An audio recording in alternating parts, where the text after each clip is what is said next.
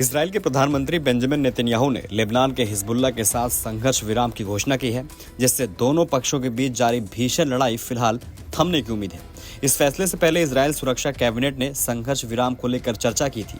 ऐसा बताया जा रहा है कि इजरायल की सुरक्षा कैबिनेट ने अमेरिका द्वारा प्रस्तावित युद्ध विराम योजना पर चर्चा की, जिससे ईरान के प्रॉक्सी संगठन हिजबुल्लाह के साथ संघर्ष को समाप्त करने की रूपरेखा तय की गई है। इस बैठक की अध्यक्षता प्रधानमंत्री बेंजामिन नेतन्याहू की ओर से इस मंजूरी मिलने की संभावना जताई जा रही है। बताया जा रहा है कि अमेरिका राष्ट्रपति जो बाइडेन और फ्रांसीसी राष्ट्रपति एमेनुएल मैक्रों के नेतृत्व में इस युद्ध विराम के लिए कूटनीतिक प्रयास तेज किए गए हैं। राइटर्स की रिपोर्ट के मुताबिक योजना के तहत इजरायली सैनिकों को दक्षिण लेबनान से हटाना होगा और वहां लेबनान की सेना को तैनात किया जाएगा। इसके साथ ही हिजबुल्लाह को लितानी नदी के दक्षिण में अपनी सशस्त्र उपस्थिति समाप्त करनी होगी। इस पर इजरायल ने कड़ी शर्त रखते हुए कहा है कि युद्ध विराम लागू होने के बाद वह किसी भी उल्लंघन पर जीरो टॉलरेंस की नीति अपनाएगा।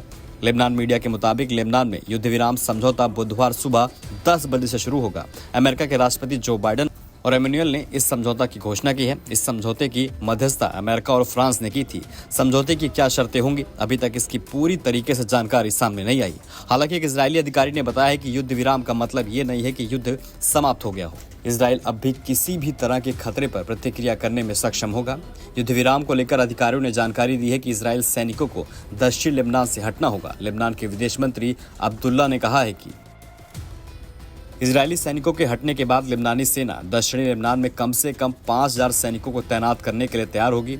अमेरिका इजरायल हमलों से नष्ट हुए बुनियादी ढांचे के पूर्ण निर्माण में भूमिका निभा सकता है।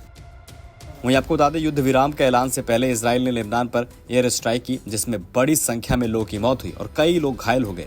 बढ़ते मौत के आंकड़ों को लेकर यूएन ने भी चिंता जताई है। हिजबुल्लाह ने इजरायल पर सितंबर से हमला किया था, जिसके जवाब में इजरायल ने हिजबुल्लाह पर स्ट्राइक की। इजरायल के इस अटैक में हिजबुल्लाह के चीफ सैयद हसन नसरल्लाह की मौत हो गई, साथ ही मुख्य कमांडर की भी मौत हुई। लेबनान का कहना है कि अक्टूबर 2023 से इजरायल और हिजबुल्लाह के बीच शुरू हुए इस युद्ध में कम से कम 3000 से ज्यादा लोग मारे जा चुके हैं। नमस्कार, मैं हूं मानक गुप्ता। अगर आपको हमारा ये वीडियो पसंद आया हो तो इसे लाइक और शेयर जरूर करें, और हां, हमें सब्सक्राइब और फॉलो करना ना भूलें, ताकि आप देश और दुनिया की कोई खबर मिस ना करें। तो जुड़े रहिए हमारे साथ और देखते रहिए न्यूज़ 24।